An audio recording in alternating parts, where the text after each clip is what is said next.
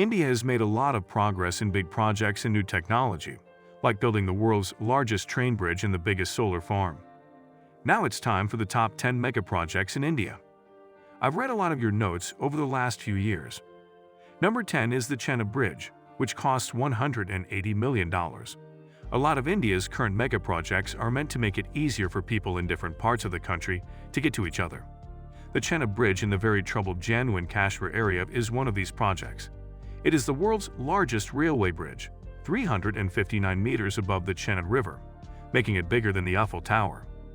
For a while, the Srinagar-Jammu National Highway was the only way to get from Kashmir to the rest of the country by road. But the hard winters really hurt this one road, and it stays closed for a few weeks every year. The good news is that when the new Chennai Bridge opens at the end of this year, that problem will be fixed. The bridge will not only open up a new land route, but it will also be strategically important as it will give India more power over the area. Number 9 is the Palace Royal in Mumbai, which costs $380 million. Mumbai, India's financial capital, is also the country's skyscraper hub, with almost all of the country's tall buildings there. The Palace Royal, which is 320 meters tall, is the largest. It is finally going to be finished after years of delays. The building of the country's first very tall tower began with a lot of pomp in 2008. It was supposed to be a private building for the city's growing number of wealthy people. There were, however, several cases about the building, which caused delays and cost overruns. The building kept going while the case was in court, and it was finally finished in 2018. After that, work stopped again on both the outside and the inside. The building was sold at auction a year later for only $85 million. The country's highest court then gave the go-ahead for work to begin again. Even though the building is still going on, there are still questions about what the high-rise will be used for and whether it will be fully filled. The Palace Royal won't be finished until December 2023, which means that about $380 million have been spent on it already. But when you look at these other big projects, these prices are pretty reasonable. Number 8. The $1.2 billion Zojila and Zimor tunnel projects. Also, a billion-dollar project is going to Kashmir to build tubes that will connect the valley to Ladakh. On the highway between Srinagar and Leh, Zojila and Zimor are two of the most important bridges. It will be possible to get to Srinagar and Ladakh in the winter thanks to the 6.5-kilometer Zimor tunnel.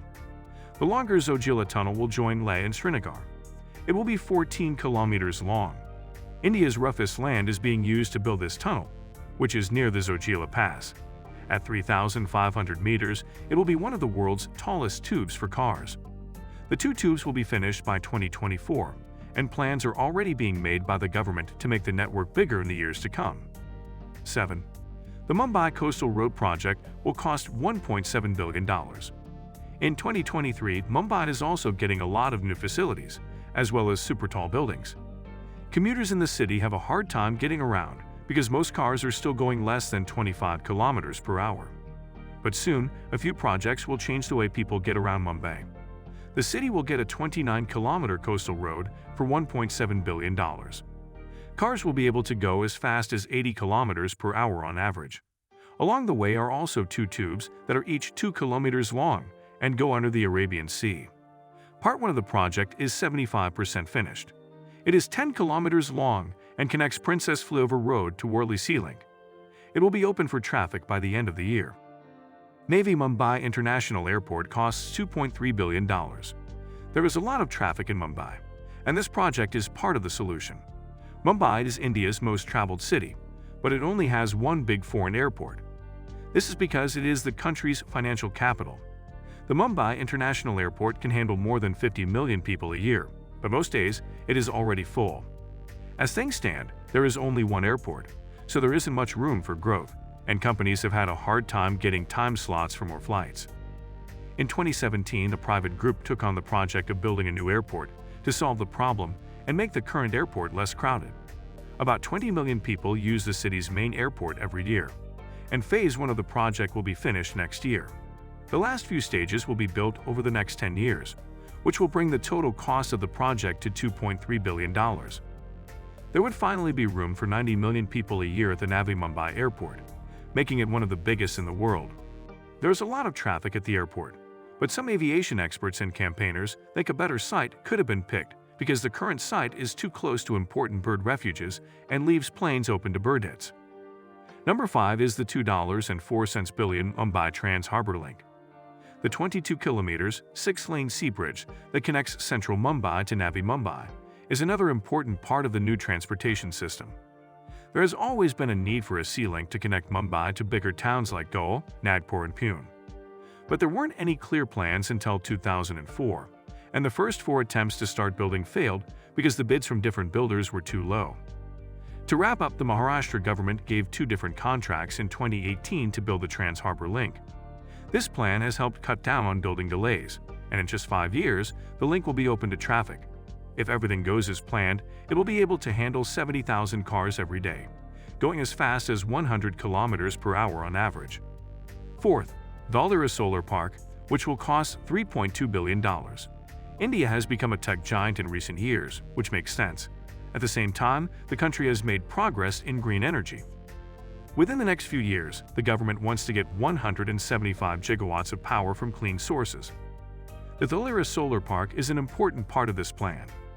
The Big Dholera Smart City project is building the project in 2 stages. When it's done, it will provide 5 gigawatts of energy, making it the world's biggest solar park. The first part of the project is being built right now and should be done by the end of the year. The whole thing is expected to be finished by 2030 and cost more than $3 billion. Sign up for Top Luxury if you like what you read so far. This would really help our station because over 95% of our users are not subscribed right now. The third one is the $8.2 billion Sardar Sarovar Dam. India still has a lot of problems with how to share its water supplies with its huge population. Narmada Valley Development Project is one way to deal with these problems. Its goal is to build a network of dams, canals, and lakes in the Narmada River area. The plan was first put forward in the 1940s and called for building a number of dams and canals along the valley. But like many plans to distribute water and electricity, this project has been controversial for decades because of how it will affect people and the environment. In 1987, work began on the Sardar Sarovar Dam, which is the biggest of these dams built over the basin. Another 30 years were needed to finish environmental efforts, long court cases, and disagreements between states. After a lot of work, the 1,450-megawatt hydropower project was finally opened in 2017. It cost $8.2 billion to build. 4 Indian states now get power from the dam and use it to water their land. 2. Gift City, Gujarat, which is worth $11 billion. India wants to compete with global financial hubs like the US, UK, and Singapore by building on its recent successes. That push is being led by Gujarat International Finance Tech City, which is attracting the world's biggest financial companies. Building the $11 billion business area began in 2013. It is home to banks, insurance companies, capital market organizations, and industrial units.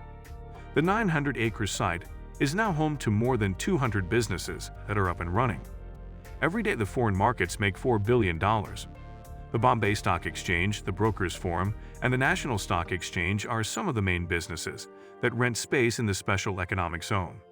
Not only that, but it is also home to India's first bullion market, which will help the biggest gold buyers set prices around the world. Right now, India's biggest tech hub is called a smart city. Soon it will be called a gift global city, because the government has made it possible to triple in size. It will be twice as big and cost twice as much, though, as India's Megaproject. 1. Dholera Smart City, which will cost $22 billion. This project is moving quickly because it is part of the multi-billion-dollar Delhi-Mumbai Industrial Corridor. Lots of different kinds of roads and trains will connect Dholera Smart City. It will also have a new international airport. Among the big businesses that will be there are electronics, aviation, and defense. The city will be 1.5 times the size of Mumbai when it's finished, and more than 2 million people will live there. For now, work is still going on with the first part, which is mostly about making the central business district's facilities better. In the next steps, the city's environment will be improved, and close to 200,000 people will be brought into a society that is growing. The work will be done in 6 parts over the course of 15 years. India's cities will look very different after 8 more industrial cities are built in the future, like Dholera. There has been a lot of criticism of India's huge smart city plans, even though they look great. Some people think that projects like the Lira Smart City are the result of unrealistic urban planning because they don't bring in enough money to cover the costs of building and running them. Putting money into these kinds of projects could also mean ignoring urban areas that need major improvements. But the government run by Narendra Modi doesn't seem to care about the complaints. They've even given more money to these projects.